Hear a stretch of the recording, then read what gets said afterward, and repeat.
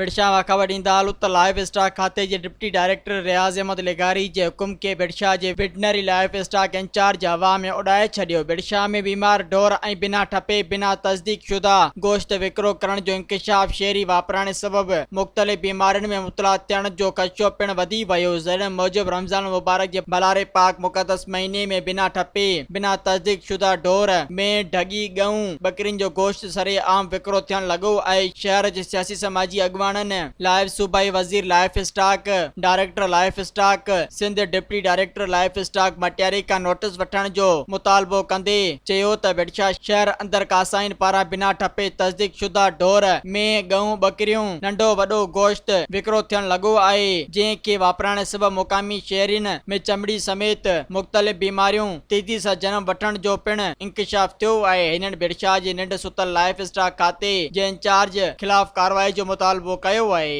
मज़ीद ख़बरनि ऐं तफ़सीलात लाइ विज़िट कयो असांजी वेबसाइट www.awamiNewsHD.com ऐं ॾिसंदा रहो अवामी न्यूज़ HD।